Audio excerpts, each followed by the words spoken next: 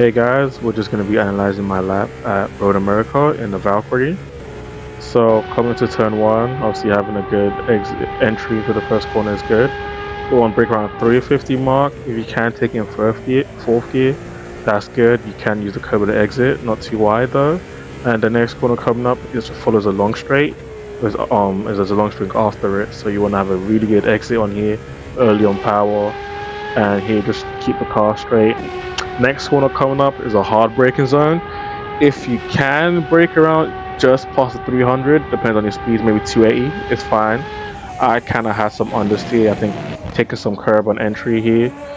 And the next corner coming up, you want to brake just after the like really rubbered in past line starts, second gear.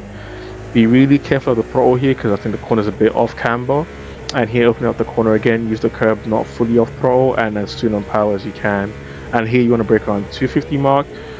Don't touch the curb on entry on like you can touch that curb, but the curb when you're like braking, don't touch that. Here opening up the corner again, try and stay tight and unwind as the corner unravels, and again as early on power as you can. You have a lot of straights in this track. And the car really takes this following corner really well. I think being a ground effect car, kind of like high speed corners is where it like really works out.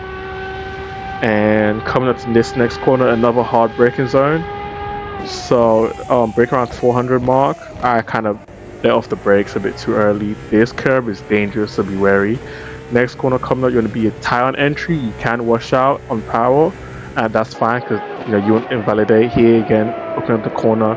I take in third. You can use the curb and the exit, and just again on power as you can. Loads of traction zones in here. The rear will get hot, but it's really important you have that rear grip. So with your setup, whichever you be using.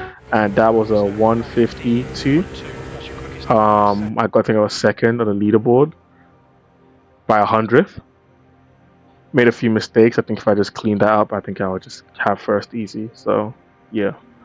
So we will be going over the tweaks I made to like the default setup for the car, and starting at the tire compound, I went lower. I think the starting one was 1.6 or 5.5 for the rear. Maybe I think the same thing for front. Brake pressure to 100%. I think the bias at the start was 57. I put at 55. Front ducts 40 to 35, just because some of the braking zones can be really hard, but you obviously don't want too much drag or overheating.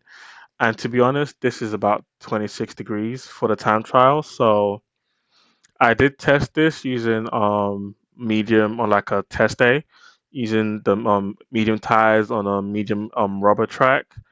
I forgot what the weather was like, but this runs fine for however many laps I did, and there was no overheating. Crew chief didn't say anything like that. Front downforce was 1. The weight bias, I think maybe you could play with this if when you're doing like a full stint with full load of fuel, because that will obviously change things a little bit. Suspension, camber 3. As a down as a ground effect car, kind of a low ride height. It benefits from a low, like flat ride height.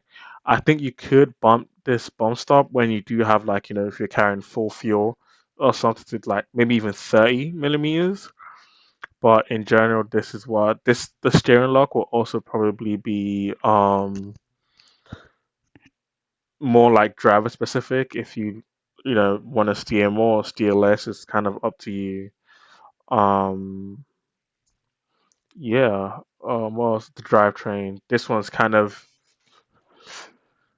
might be personal too. The radiator, the car works fine at 40%. It is a naturally aspirated engines, no turbos, so you do have less heat buildup because again the turbos need cooling in cars, so you wouldn't have any turbos to cool. But then again you might suffer if it's like high altitude. But I think it's fine at 40%. Engine braking at 8, kind of gives the car a bit more like when you go through corners, it kind of stops that like kind of lift off oversteer. I put TC on 1. I think for a race I'll probably put on 5, but for the runs I was doing, I put on 1.